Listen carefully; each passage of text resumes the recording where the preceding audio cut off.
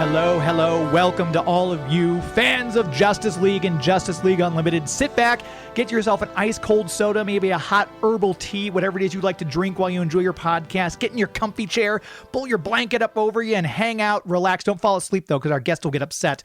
We're very excited to have you joining us once again for Justice League Revisited. This might be your first episode, so welcome. You've got a wealth of a back catalog to go through and check out. If you're a longtime listener, thank you for coming back and hearing us every week. We love this.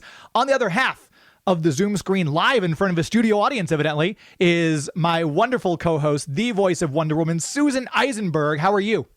I'm well. I have a few guests staying with me, so I'm just, I was like, hey, knock it off. I'm recording my podcast. If we hear applause in the background, that'll be your guests. No, I've put them in other rooms. But yeah, I'm excited for today's episode because coming off of our last one, which we covered 4 or 5 times. Yeah. This is such a small, sweet, intimate episode. So it'll be a change up for us. And we have some good people to discuss it with. You want to tell the kids who's on today? Yes, I'm excited because we've got fan favorite and returning guest Stan Berkowitz, who is just a wealth of information. He always has such great insights because he wrote the episodes, but he brought along a friend who is a first-time guest to Justice League Revisited, which is writer Bob Goodman. Robert Goodman, as he's listed, but in his email addresses, he said Bob, so I'll ask him which way we can address him. I don't want to offend our new guest. Or maybe Mr. Goodman. Mr. Goodman, there you go. We'll find out for sure. But no, it's exciting because we're going to have the story by and teleplay by. Both of these guys will be on with us talking about this episode. It'll be great. You think Gary can handle 2 guests? I think so. Yeah, he's really upped his game lately. So we're going to go ahead and get him ready. We'll discuss the roster of guest stars and all the when the episode aired and everything like that as we get into the show. But Gary, do you want to go ahead and bring in our guests? Yeah, both of them. Do you need to do them one at a time? They're both in the same green room. Yeah, that's fine. Okay. Thank you. Wow. All right. That's what I get for saying he upped his game. Thank you, Gary. Yeah, good. Robert, you can sit there, stand there. Those are new headphones, so they're a little creaky. Sorry. Okay, you guys are set. They're in their chairs, ready to go. We've got 2 guests. Friend of the show who's been on so many times. We love his insight. Stan Berkowitz returning to Justice League Revisited. Brand new guest, Bob Goodman, who I'm sure is going to be an instant fan favorite as well. Thank you both for joining us today. Glad to be here. Thank you. Glad to be here. So I know we rewatched the episode, and Susan, I know this will be one that you probably haven't seen because you weren't in this, and you notoriously always say, I don't watch the ones I'm not in, hair toss. That's not true. Not a fan of the show. No, and I don't. I had not seen this one in such a long time, and so it was a thrill to watch it. Now, I am very good friends with Ken Schreiner, who voices Green Arrow. So, he's always telling me, "No, you have to watch my episodes," and I'm so glad we got to revisit it because it is terrific. And also, I just couldn't get over how small it was and intimate it was, especially coming off the last 2 that we did, the 2-parter, the Once and Future thing, was so big and we covered it, we had many episodes on that one. And this was it was just so sweet and didn't have any of the League in it. None of you saw Jean, but he didn't, speak. So it was like it was an outlier in that regard, don't you think? I do, but that was one of the pleasures of working on the show and watching it, and watching it. I hope that we had that kind of we were allowed to do so many different things that way, and it was anthological. We had different characters, and I would guess that this was Ken Schreiner's best role that he had on the whole show. I think, in terms of his an acting part. Oh. This was. Would you not agree with that? Yeah, Green Arrow was Ken. He really is Green Arrow in so many aspects of his life. But I think he had the most to do in this. Yes. Dramatically. I would think Fearful Symmetry would be up there for that one. Yeah, Fearful Symmetry. That's a good point too. Yeah. Which you also wrote, Bob. All right, so Also off an outline provided to me by you alls. Well, that one I kind of remembered. This one I had no memory of. really? So what was your takeaway when you watched it? I thought it was a well-designed episode in that we have an audience of children. That's our primary audience, but also we hope that adults would watch it. For the children, there's a question that the child usually asks about the Justice League, which is, what about the less powerful ones? How do they deal with it? I mean, here's Batman standing among, people who can spin planets on their finger, So how do they deal with that? And that is there in the Wildcat story, of course. There's the issue of aging out and not really fitting in anymore. So I thought that this episode had both of those things. I'm gonna add to that. I mean, even more than you're saying, Stan, and yes to everything you just said. But it had been a long time since I'd watched the episode, and it's important for me to hear like your reminder that there is that element, like the question that kids ask too, because the takeaway for me is like the litany of mature subjects that are covered in the episode. And like, you also have to remember, we're now 22 years roughly since we made this episode. Right. That the expectation of the superhero genre has moved since then. Like it was way stranger back then to do an episode about someone in like a crisis of aging, but also, I mean, obviously the level of sexuality in it, but that's kind of like the first one to be able to go and like, we get how that works for the fans and but was certainly very mature for the kid audience. But issues of self-esteem, of ego, feeling the guilt of what it might feel like to kill someone. Yes. Hey kids watching Saturday morning cartoons, let's talk about that. It was unheard of for the time. And the idea you just mentioned, Susan, seeing that quick shot of John Jones at the end of a superhero going into therapy. Like today, that sounds a lot more like, oh yeah, we could imagine a show doing that, because much more, shows that handle superheroes more maturely are around now. But that's unthinkable for back Well, I think then. for all those reasons, we're still talking about the show all these years later. I mean, if it had just been, not that Super Friends didn't have value, because it did, but that's not what these, these people wanted to make. They didn't want to make Super Friends. And it's so multi-layered. And, I meet so many people, and it is generational now, people who grew up with the show and now have shown their children the show.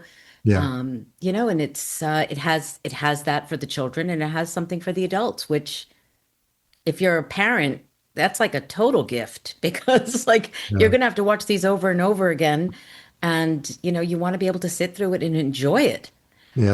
Stan and I have talked about how like we've been around long enough, and I've had this literal experience where like, you run into people at one point who like tell you what fans they are of the show. And then you start hearing when you run into people like a production assistant on a crew or something like that, oh, wow, what a big fan they were of the show when they were a kid. Right. And then you start to hear, oh, wow, what a big fan of the show my dad was. And then, it just keeps going. And it is. Yeah. Well, I'm still waiting for one of them to hire me. Working on it. Always working on it. Well, There's one other aspect of it. For the very youngest kids, this episode is fight, fight, fight, fight, fight. When you're a really young kid and you watch these things, the structure of it is essentially talk, talk, talk, talk, talk. I don't care about this. Talk, talk, talk. Then fight, fight. We love the fight. We love the fight. And that's there too for the very youngest kids, just pure action. Yeah, and it opens up that way absolutely. up with Black James, Canary. do we want to talk about the cast? Yes. Oh, what a cast. Yes. The cast was, I can't imagine anyone else who would have been more perfect for the role than Dennis Farina.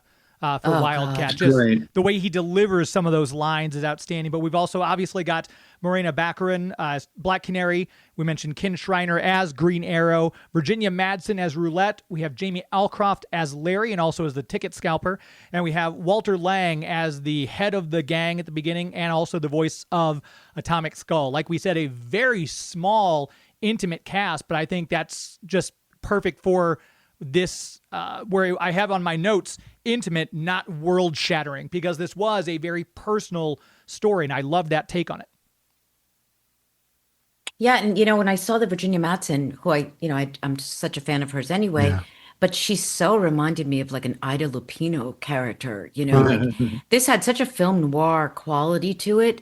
Dennis Farina, the boxing, the matches, it just had a darkness to it, but in a cool way.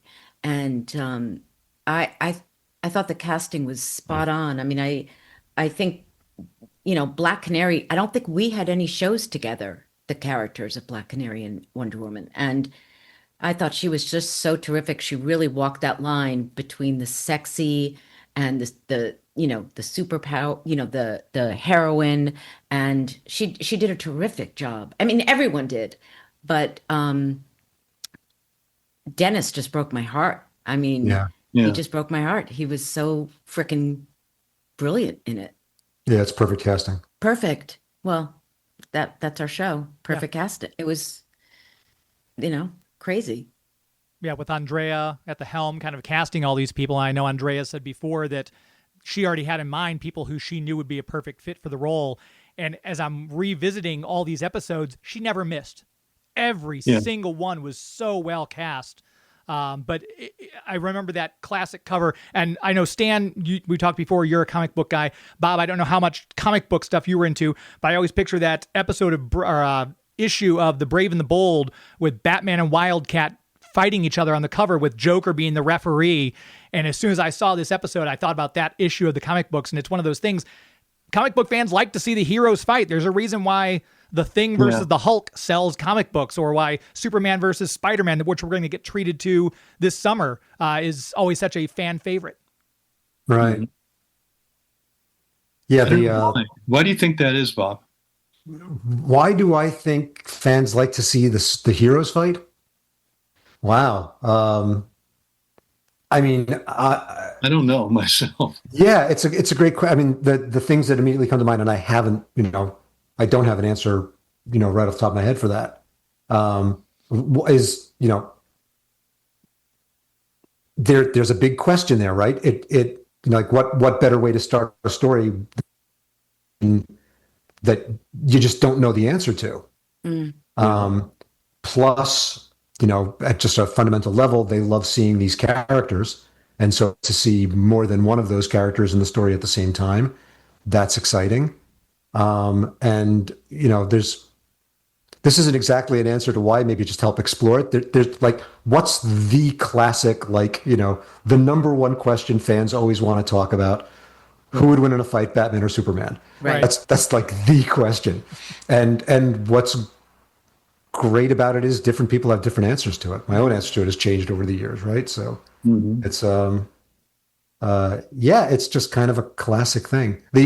I don't want to suggest that I think what I'm about to say is the reason, but it reminds me, I think, Stan, you talked about this in your book a little bit, but it was one of the most frustrating things for me working with a certain group of network executives that Justice League was smart enough to get out from under by going to Cartoon Network. Yeah. They were obsessed with focus grouping. So the executives at Kids WB were obsessed with focus grouping, and because some of them came from marketing, it's kind of the only way they understood how to how to guide the process was with data.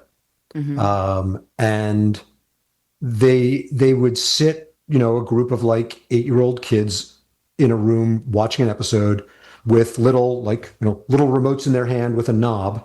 And the knob would go to, I like what's happening, I don't like what's happening, I like this now, I don't like this now. And they'd watch a fight, And, Superman's winning. The knob goes all the way up. Oh, they're loving this fight. They're loving that Superman's winning. Superman's getting hurt by the bad guy. The knob goes all the way in the other direction. No, I don't like this. And what the executives would take away from that is kids don't like villains. Yeah, that's in the book. And therefore, they would tell us, you should do episodes without villains. Wow. Can we get the villains out of the stories? The kids don't like them. Wow. Instead of the right answer, which is you should be watching engagement. You should be watching how much that knob is moving. That means the kid's engaged. And if you actually were watching those focus groups through the two-way glass, like Stan and I, I'm sure both had the opportunity to sit on the other side of the glass and watch the kids. Kid engaged spinning that knob around is loving the episode. Kid who's put the remote down and is staring at the ceiling is the one you need to worry about. Yeah. So they just get the wrong information from it and force us to do stories without villains at all. And do you truly know, is there truth to be said for knowing something is heroic through the villains? Oh yeah. Right. I mean, how is heroism measured?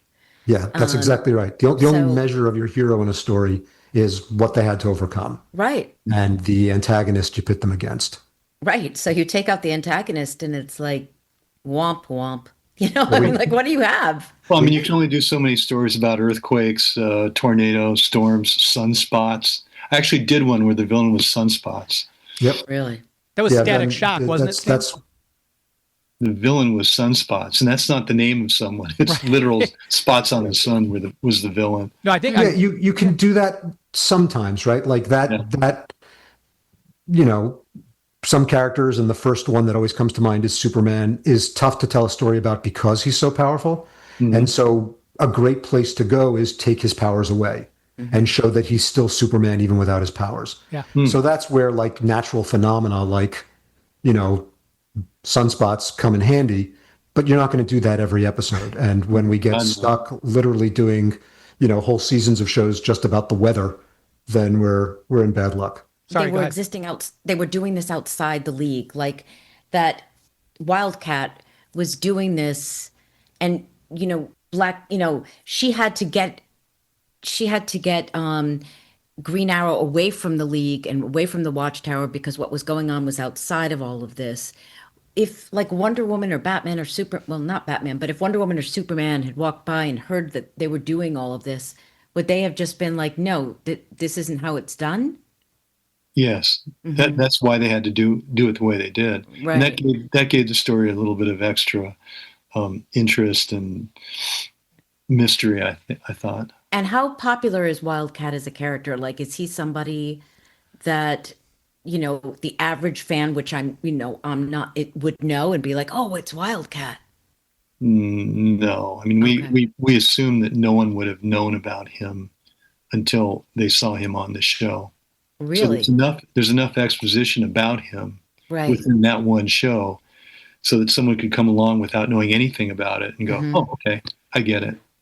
You'd asked earlier, James, my status as a comic book guy, and the answer is, I read as many comic books as the kid who wouldn't identify himself as a comic book guy read, as a kid. I would know specific issue numbers and, the kind of encyclopedic knowledge that Stan or Dwayne or Bruce had. Well, Bob, can we ask, because we usually ask people's origin stories. And, sure. I don't want to put you on the spot, but do you mind explaining how, what your trajectory was to be asked to do episodes of the Justice League?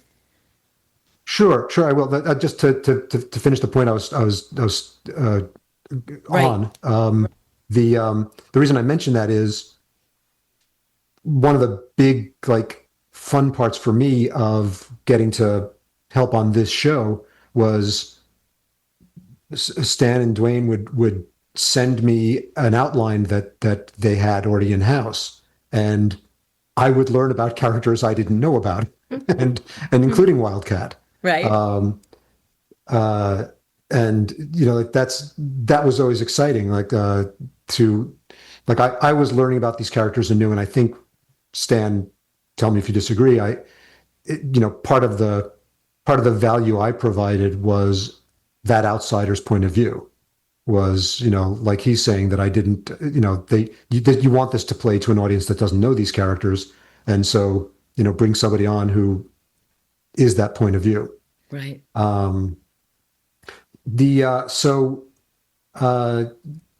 I came to this job came to the DCAU through a college friend.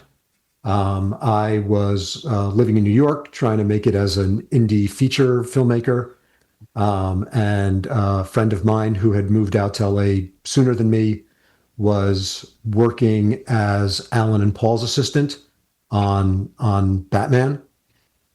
And this is 1995. My wife and I had actually, independent of this phone call, just decided, like 2 weeks before the phone call, we need to bite the bullet and move to LA. There's no career for what, like there's no ladder to climb in indie filmmaking in living in New York City. And so we'd actually just decided it, literally not told a soul, like not told our parents, not told, like it was something we were starting to explore. And a friend of mine who was Alan and Paul's assistant at the time called me, said he was transferring to another department. Did I want him to set me up to like take the job as Alan and Paul's assistant? So now all of a sudden, the universe was saying, yes, move to LA, you've got a job lined up. Wow. And I started as their assistant just as they were ramping up to start Superman. Mm-hmm. So like February of 95 is when I moved out there and spent about a month floating before Don Lipper was the assistant's name, before he transferred out. So for about a month, I was just as much on Tom Ruger's desk and on the comedy shows as I was on Alan and Paul's. And then as of March, officially was their assistant, just as they were ramping up Superman. Stan, I think you showed up almost immediately after that, or like right around the same time. Yes. And found a home for many years working my way up the ladder there. They gave me a freelance on Superman quickly, and then more freelances, and put me on staff, and ended up writing in those shows for many years. Wow, thank you for that. Can I add a little bit to that? Yes, please. The initial plan on Justice League Unlimited was to hire comic book people to write the scripts. They would be unique. I don't want to mention any of the names, and you'll see why in a minute. They would be unique episodes, freestanding episodes that these comic book creators had written, and it didn't work very well. We had to spend a lot of, Dwayne and I had to spend a lot of work editing the outlines these guys wrote and the scripts that some of them wrote. And after a few incidents like that, we thought, you know what, maybe it'd be better to hire people who are familiar with the characters, because Bob had written a whole bunch of Superman episodes. Mm-hmm. Bob, did you write Justice League?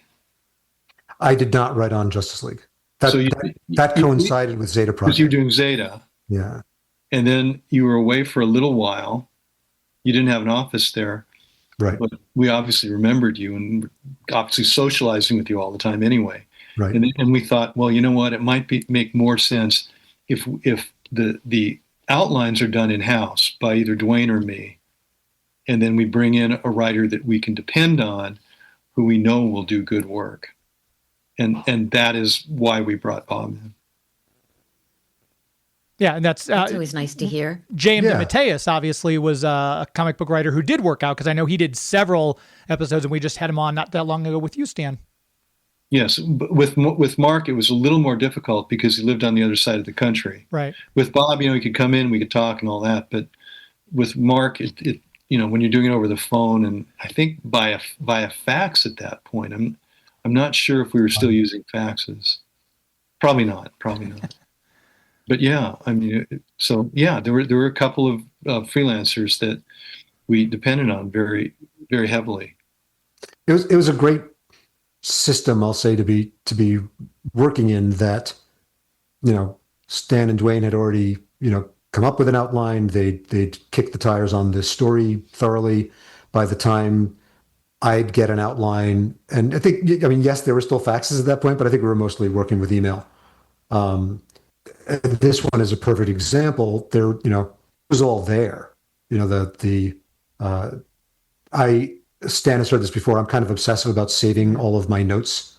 And so in preparation for this, I was going through my notes and it, whereas sometimes when you're working on some object, you get handed, let's call it a pile of raw biological material. And you need to figure out what to do with it. Mm-hmm. And in this one, it's like, I just have to get into their heads. Like the notes are just like, okay, so what's going on in this scene? And the characters are there. And all these characters have, real inner lives, which itself is unusual, in any writing, let alone kids animation. Mm-hmm. So it was just a joy because, my job was, what fun ways to plus this can I find rather than how am I going to make this work? That was already figured out. Right.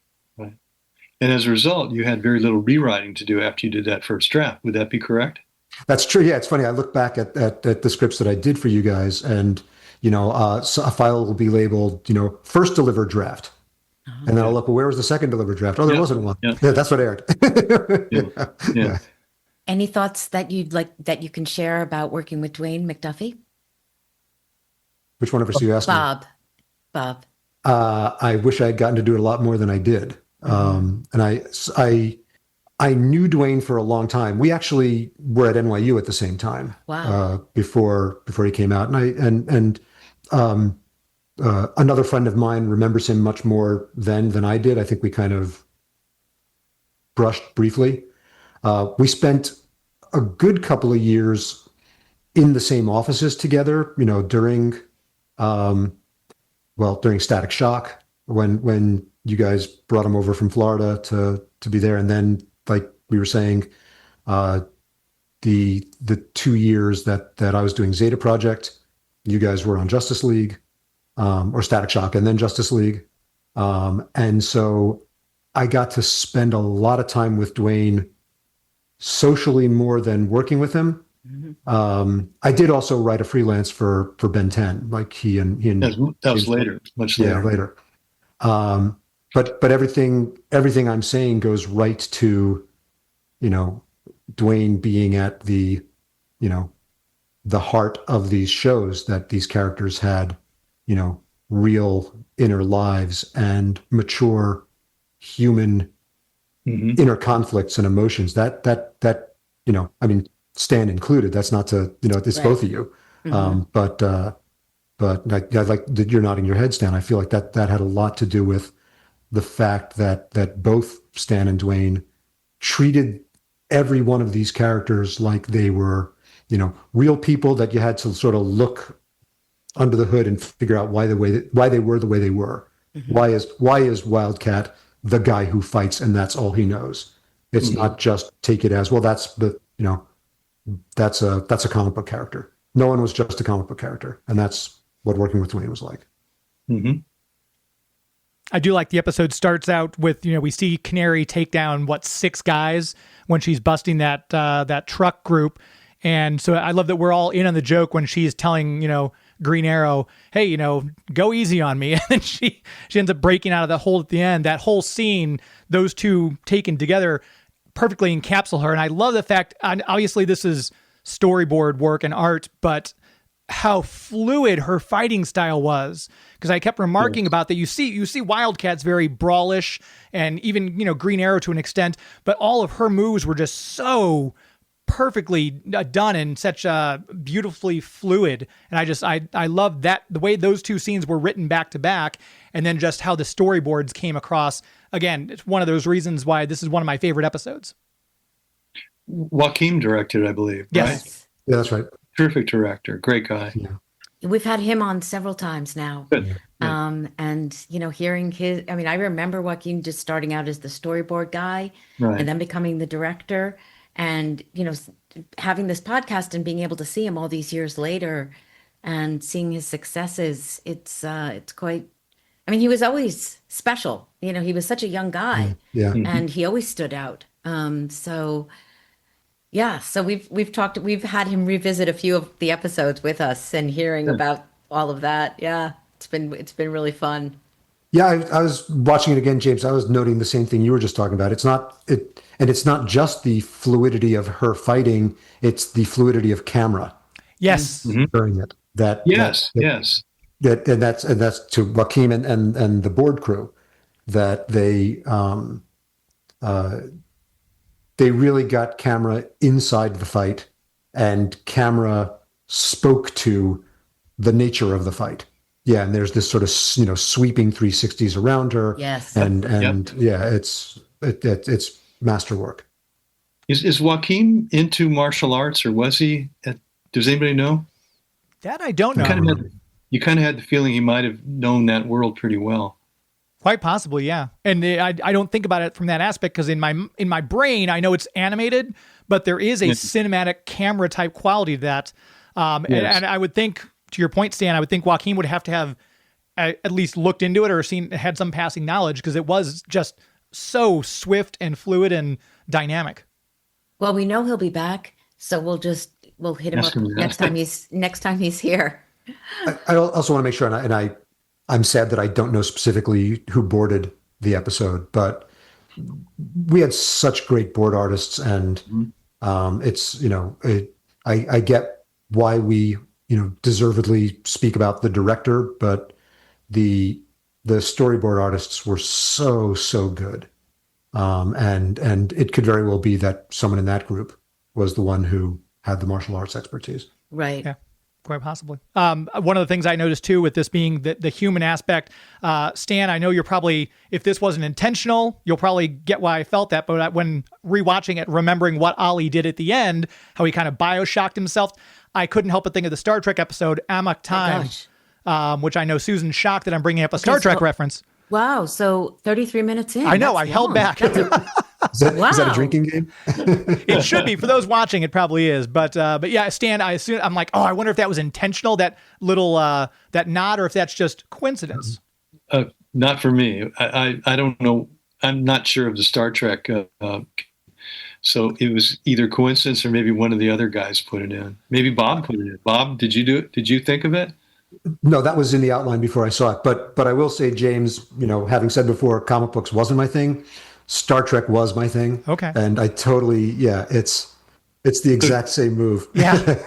Oh my God, because it's usually 10 minutes in that we get a Star Trek reference. Yeah. So this took a little while. But I know you've been waiting. You've been holding back, James. I showed great restraint. Great. And I haven't made a Buffy reference yet, so the night is young. So okay. Yeah. Buffy's, I'm learning. Yeah. So obviously for the people watching at home, we kind of obviously context clues. We know what story by, teleplay by is now that we've kind of discussed it. But I for the people who maybe layman's be like, wait, why did you have two writers? If you want to just discuss a little bit, we'll start with Stan, story by, kind of talk about the elements that you laid out, and then when you pass the baton to Bob. Well, frankly, I don't remember any of the elements I laid out. When I saw the episode, I thought, yeah, that seems like something I could have worked on, but I didn't have any memory of it. You have to remember that what we're doing when you do a series is kind of like an assembly line, and we had a system that worked fairly well. We had two story editors, me and Dwayne, and we had Bruce Timm, who was the executive producer. And once a week, the three of us would meet in this area at Warner Brothers in Sherman Oaks. And we'd sit in the afternoon and talk about what an episode would be. One or the other of us would bring the basic idea to the table, and then we would figure out the rough beats to it. And then either Dwayne or I, and we would just leapfrog each other, would then take that idea and then write it up, circulate that, and then once the three of us were happy with the outline, it would go out for notes, I think, to Cartoon Network, maybe. But Cartoon Network was, as you mentioned earlier, really easy to work for. We never got troublesome notes from them. And then once we were happy with the outline, off it would go to a chosen freelancer, Mark DeMattis, Bob Goodman, and I'm wondering if there are others. Basically those two. And then others would come in occasionally to do them, or Dwayne would do one. But you guys did write plenty of teleplays on your own as well. Not for Justice League Unlimited. I only wrote Initiation. Interesting. I wrote 4, so I have to assume that you had other people. they got written. Oh yeah. I mean, there are a lot of people who wanted to write for the show. Right. I'm surprised there's only 4. Other than Matt Wayne, when I left, Matt Wayne, I'm sure Matt Wayne came in, to replace me. Yeah. I got a better deal. I got to work in England for a while on a different.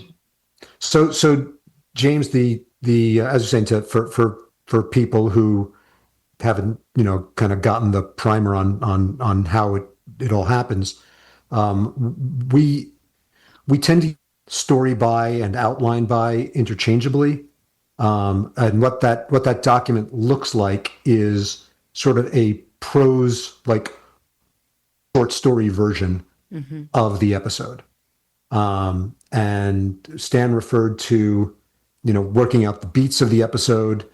That so some writers, somewhere from 1 to 15, depending on the show, will sit in a room and figure the episode out scene by scene, sort of like a bullet list of this scene to this scene to this scene.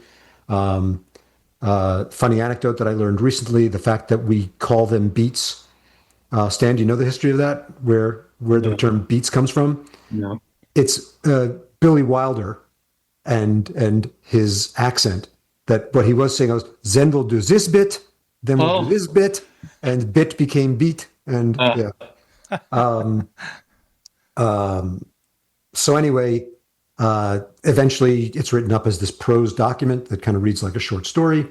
And that's, traditionally, and Stan talks about the assembly line of it, traditionally the same writer who was assigned to write that outline would then go on and write the script. Some shows do it differently. Stan and I both in our times have had success kind of, knowing who's good at writing an outline and then giving it to somebody who's good at writing a teleplay. So as the outside freelancer at this point, for me, I was no longer under contract at Warner's when Unlimited was happening. I'd be home. I'd get this outline, and like I was saying before, just kind of like sit back and think about what the intention of each of these, like maybe an individual scene is a couple of paragraphs, and flesh it out. They're usually, because those outlines were only a few pages, wouldn't be a lot of specific detail about what the space you're in looks like, the individual moments of a given fight scene or a given dialogue scene, and so that's all figured out in the scene work. Mm-hmm. I mean, even when you get a fairly detailed outline, an outsider might think, well, that'll be easy. I'll just add a couple, and then it's not easy, because a lot of times you have to figure out why is the characterization doesn't really flow from the outlines. It's to the person who's writing the script, right, that a lot of that falls, that kind of creativity. Yeah, we'll talk sometimes about getting a script back from someone that it just felt like they reformatted the outline. That's in my book. That's the Superboy episode I talked about. Yeah, and that's someone who hasn't done their job, and maybe oftentimes you find as a supervising writer can't do what you really need from them, which is to breathe life into the goal. Breathing life into it. Yeah. I mean, it's a hard thing to do. I mean, just ask Dr. Frankenstein. It doesn't always go well. Right. Yeah, exactly. Do you ever write the outline and say, you know what? I'm going to, I want to write this one. I'm going to take it. Having not planned that at the outset? Yeah. I don't think that one's, I mean, what happens all the time, unfortunately, and Stan and I have talked about this plenty over the years, is you have to take it back from the writer you gave it to, and that's a bummer, and nobody wants to do that. But I don't think it's ever happened to me that, I wrote an outline with the plan to give it to someone else, and then was like, "Ooh, I love this so much, I'm not giving it away." I think you know that long before that stage, and it has happened earlier in that stage. There have been episodes in 1 hours that I was maybe initially just kind of shepherding another writer or bouncing an idea around with another writer, and then there'll be some moment where we come up with something that's just so juicy that I go, "Oh, well, now you're stuck with me because I want to write this one with you." Okay. But that's much earlier in the process then. Right. Okay.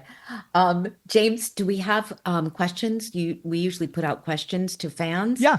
And let them know who our guests are going to be. Do we have? We had several. Let me scroll through our Twitter following here. If you're listening right now, it's at OG Justice League on Twitter. If you want to send us questions, we always try to put out in advance who we have on. We have at Rags751 wants to know, actually that wouldn't pertain. So Rags, I got your question, but it's regarding a Green Lantern episode. So it's not really pertinent to this particular episode. So we'll try to ask that if we get back to another Green Lantern episode. At Gabby, I can't make out the whole thing on there. What made you guys want Black Canary and Green Arrow to start the season off? That's a Stan. But it didn't start the season off, did it? Yeah, this is I think the it first aired as the episode. first episode of the season. So It's this is funny that you mentioned that because of season 2, right? first Yes. episode of season 2. Yeah. Yes. I have no I idea. didn't know it was the first episode of the season until I was looking back at it now. Like when I found it on streaming, I was like, "Oh, I didn't know that was." It's an odd choice too. I mean, you Right? expect you'd want to have like a big non-intimate episode. Yeah. So I have no idea, and believe me, that might have been a network decision. Interesting. Because the episodes, as you know, are at least at that point, the episodes are freestanding. Mm-hmm. So you could have shuffled them any way you wanted, and it's possible. It's possible that came from Cartoon Network. I just don't know where it came from. And also interesting to start a season without any of the regular league. Right. Yeah. It also, I'm Interesting. wondering now. I was on the outside of this, Stan, but also just speculating.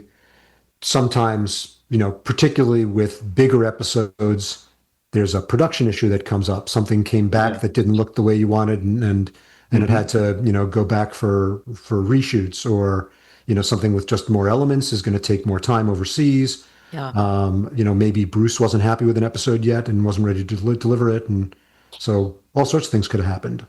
But yeah, it's a good question because it is not an intuitive season opener. Right. Right. Yeah. And Well, again, when do we ever do anything intuitive? When are we ever predictable? This really, it throws down the gauntlet and says, "Hey, we're doing different stuff now." Yeah. There's also, to the point of intuitiveness,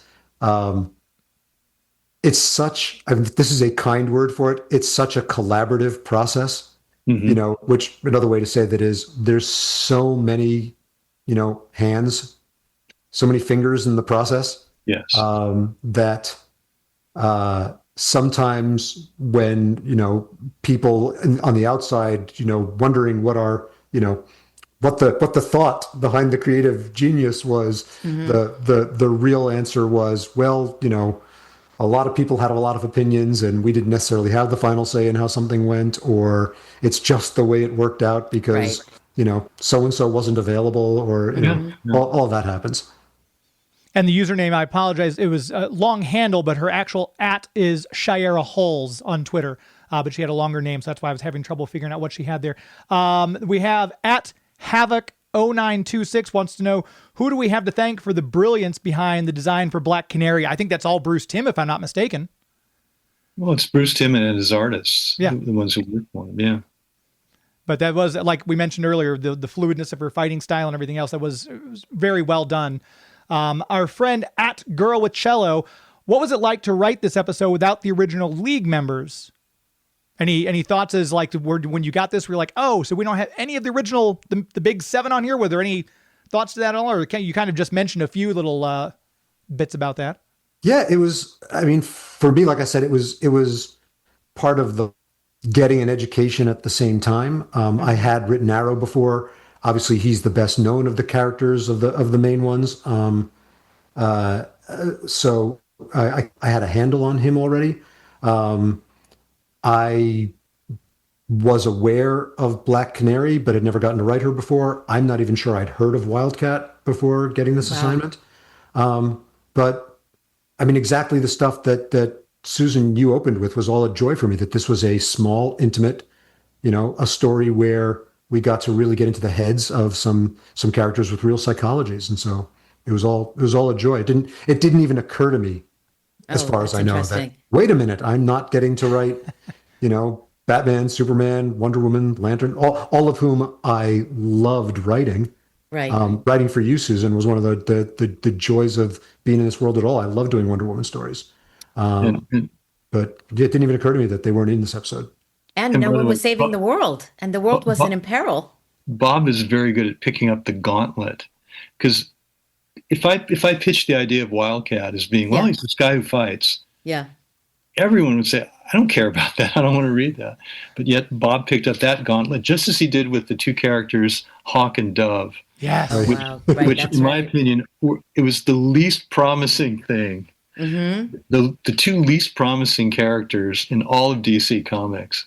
And Bob did a great job with them. He really did. You did. Well, like I said, in this one, in Cat and Canary, they're all, it was all there on the page in the outline. I mean, in terms of the meat, I do remember having to find it with Hawk and Dove, figure out how to do that. And I think that was the first one I think you gave me, and it was because you felt something missing at the outline. But to wait, which one are you talking about now? I'm sorry. Hawk and Dove. Which one are you talking about? Hawk and Dove? I think Hawk and Dove was the first one you ever gave me for Justice League. It's possible. You relish the idea of taking on the two worst characters. I don't remember relishing it. I think we talked about it at the time. But Bob, check your notes. But Wonder Woman was in it plenty. To my mind, it was probably, first and foremost a Wonder Woman episode. And yeah, that one required maybe a little more figuring out how to, particularly the fights, and not just the characters. The characters definitely. Oh, by the way, Stan, speaking of Hawk and Dove, here's a digression. Hope you guys don't mind. Stan had a line. I'm pretty sure you're the one who first wrote it in Hawk and Dove about the two brothers, Hawk and Dove, are arguing about whether smart people fight, and Hawk's answer is, some of the smartest people in the world work at the Pentagon. And I think again in 2003, whenever we were writing that, we could actually make that case. We didn't like what they were doing, but we understood that these were very educated people. Or I think nobody's saying that anymore. No, if I wrote that line, he meant it. It was meant to be laughed by the audience. Because I didn't take it that way. In 2003, what were those idiots doing? They were you're right. They were doing invading the Middle East just as right. But I thought that was. I mean, I thought it was a very sophisticated line, and I didn't take it in the ironic way that you're now telling me you meant it. Well, see, and actually, I thought it was absolutely ironic, having talked to Stan a few times now. Well, yeah, you had the inside scoop. Yeah, because he would absolutely be saying, these smarties. Well, Hawk was an idiot, and that was something. Right. None of that, by the way, is to defend our foreign policy in 2003. No, that was atrocious. But it's good that we've learned from it. So we've come a long way. We've come a long way, guys. We've learned our lesson. Yes. Yes. Oh, well. All right. Well, we don't want to keep these guys too much longer. No. Do we have any more questions? No, I want to make sure we talk about the stuff they've got going on. I know Stan is going to be at a fan expo, but it will have happened already by the time you all listening to this or watching this have happened. But Stan does do a lot of these fan expo appearances with Heroic Fine Arts. He's usually there with Dan Reba or Kevin Altieri, everything. And special guest star, my wife, Tegan Clive, who starred The Alienator. So she sat at our table in San Francisco, and hopefully during the summer, I'll be able to get her to come to some more fan expos and conventions. That's fantastic. And there's a show called The 99 that I failed to get Bob Goodman to work on because he was working on something else, but that'll be available on YouTube. The show was made around 2010, 2011, and it's being re-released on YouTube in the very near future. So keep an eye on that. It's about international superheroes. Oh, wow. Okay.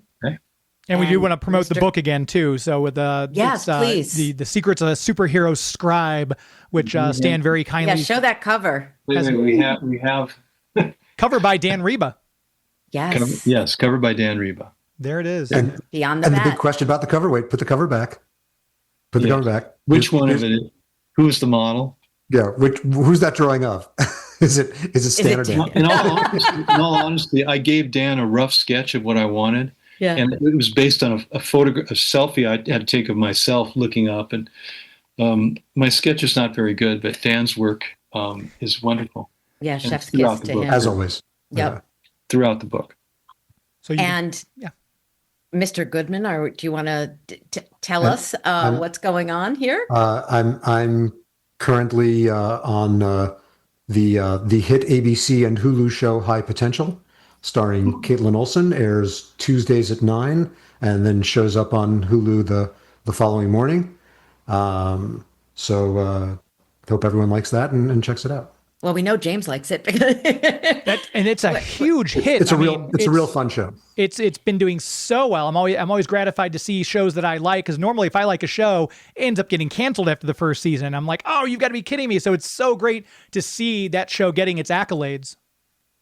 Thank you. Yeah, it's a real fun show, and there's a direct line between having worked in animation and superheroes to muscles that I get to flex on that show and have a lot of fun. So what about independent film? Did you make that dream come true? I got close a couple of times, but the movie biz is tough. And it's not over yet. You're still a young guy. I'm sorry, say that again? It's not over yet. You're still a young guy. Oh, thank you. That's very sweet. No, the interest in it is one of the things I tell people when I speak on panels and stuff is don't just look at the work you like, look at the life you want to have. Right. And I'm very, very happy with the way this all went. I was built for a quasi office job where I've gotten to make literally hundreds of little movies instead of waiting around to maybe get one done every 15 years. Wow.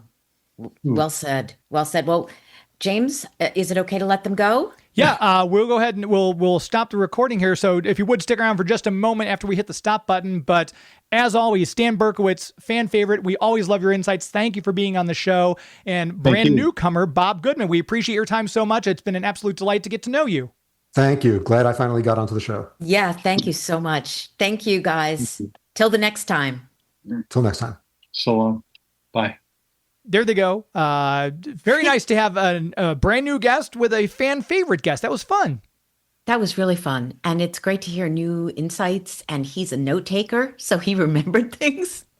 That was great. And they seem to have such a lovely relationship, So it's nice when people can revisit each other too on our show. It is kind of like when Joaquin and Dan got to see each other after so long. Yeah, that was cool. Yeah. It's like we haven't seen each other in a while, so it's good to see you. I know. Yeah, same. It's been a while. We talked about that before we fired up the old podcast here about, I feel like it's been a while since we've seen each other. Speaking of been a while, I cannot believe that this episode is 21 years old, because this one first aired on February the 5th, 2005. And it blows my mind that it's that old. This is the first episode of the second season of Unlimited, 14th overall season in Justice League Unlimited, which was, wow, I can't believe it's been that long ago. I know. And I also can't believe we're going through them so quickly. I feel like, I like our schedule and all, but I'm going to be really sad when we finish with our JLU. Well, I can walk you through Batman Beyond. We could always do that. Well, we do have some DCAU films that we can do. Yep. And that'll be fun. And then we can go back and because I do want to go back and, well, not go back. I never watched them. You'll I'll revisit Batman yes. the Animated Series and all these other things. Yeah, it'll be fun to walk you through those as a brand new person. That'll be having never seen. So you've never seen any episodes of Batman Beyond or Batman the Animated Series? I refuse to admit that. No, Batman Beyond, no, definitely not. Batman the Animated Series I've seen. Okay. I mean, not a ton of them, but I've seen some. Gotcha. But Superman, the animated series, I don't think so. I've seen probably about 60% of those because I was never a big Superman. I was always more of a Batman fan. So yeah, well, same here. So no. Wonderbat, hashtag Wonderbat. I know. I can't help myself. Okay, so listen, that was great. And it's nice to have two people on too with different experiences. The outline guy and and the script guy. Yeah. And Stan just, he's just been around a long time. He has wonderful stories. It's just, and listen, I guess Mr. Goodman has been around too, and has wonderful stories. So that was a delight. We thank them both for being here. And what do you want to tell the kids about what you have coming up, mister? Well, we've got a lot happening. So if you want to go to geektomeradio.com, that's the website that kind of launches you to all my social medias. And we've got a lot of stuff happening here in March. As we're coming up on the 15th, I have Carl Lumley joining me on the show to talk about his upcoming appearance at Planet Comic Con.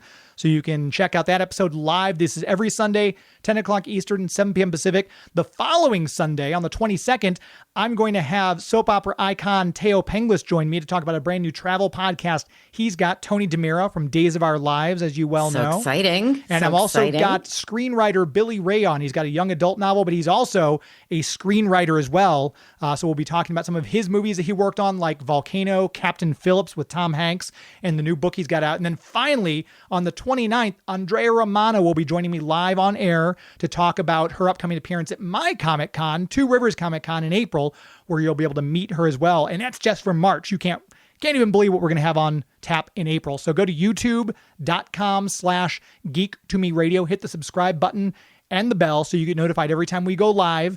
Follow me on Facebook.com/Geek To Me Radio, Twitter and Instagram and Threads at Geek To Me Radio. And we've got a special giveaway that we're doing right now for Two Rivers Comic Con, the number 2, riverscomiccon.com. If you get tickets before February 13th and you're in the greater St. Louis area, we've got 3 pairs of tickets to give away to Beetlejuice the Musical live at the Fabulous Fox. Wow. And if that doesn't interest you, we've got an even bigger giveaway, which I can't talk about yet. But anyone who buys a ticket gets entered into this drawing to win. I'm just going to say it is a Grail comic book, something that you will want, and it is DC related. So make sure and tell people again where they can buy the tickets. The number 2, Rivers Comic Con, tworiverscomiccon.com. Click the Get Tickets tab. You can see all the people. We just announced Kimberly Brooks is going to be joining us. We just announced Bob Budiansky if you're a Transformers or Sleepwalker fan. And we're going to have Andy Parks coming back as well. Fantastic artist, worked on Green Arrow and a bunch of other great titles. Wow, that's fantastic. And I mean, having done this Comic-Con, I can assure all the kids listening, it is worth your time. Get your tickets now, kids. Thank you. Thank you. What about you? Don't wait on. You're making appearances. You're doing stuff. Where are you? Where can the kids find you? Well, I will be, first of all, social media. You can find me at Susanberg1 on most social media platforms. And I do have a website, susaneisenbergvoice.com. And you can find this podcast on the website, the latest episode. You can also find where I'm going to be Comic-Con wise and just other interesting stuff. And you can also email me if you're interested in doing that. It's all there on the website. And I have a Comic-Con coming up in Sacramento, California. Ooh. I will be there March 20th. Well, the con is 21st and 22nd of March, and I will be in Sacramento, and I cannot wait. So hopefully you people who live in Sacramento, please come see me and say hello, and we can talk Wonder Woman and Ashra and the Sorceress and Viper and other people. All the great characters you voiced. So come say hello. All those wonderful characters. And I should mention too, if you're Comic-Con if you're out and about at Planet Comic Con in Kansas City and you see me, come up and show me that you've listened on the podcast list to Justice League Revisited. I've got some really cool Justice League Revisited stickers that I have that I will give you if you can show us that you've got Justice League Revisited saved in your podcast playlist if you see me at Planet Comic Con on Friday the 27th of March. Yeah, and for all those who are listening to this, please, please, please subscribe to the podcast and leave a review if you're so inclined. We love to hear from the fans and hear what you're thinking about the podcast. There are a lot of podcasts out there, so it's a competitive field. So we just are anxious to hear from all of you as to what you feel about it and what you'd like to see on it, or any guests you'd like to have or anything. And so leave a review and also check out our Patreon, right? That's something. Yeah, you get to see us live on camera. All the video. Yeah. You might get to see Ollie pop up on camera or my puppy Remy? Grimlock. Yeah. So there's always if there's a puppy involved, that's worth the price of admission right there. No doubt. No doubt. Anyway, kids, we really appreciate you tuning in, and thank you for another terrific episode. To our guests, thank you for joining us, and to our listeners, thank you for listening, and to my co-host, thank you for being my co-host. And that's another one in the can, kids. So just keep on listening because the conversation continues.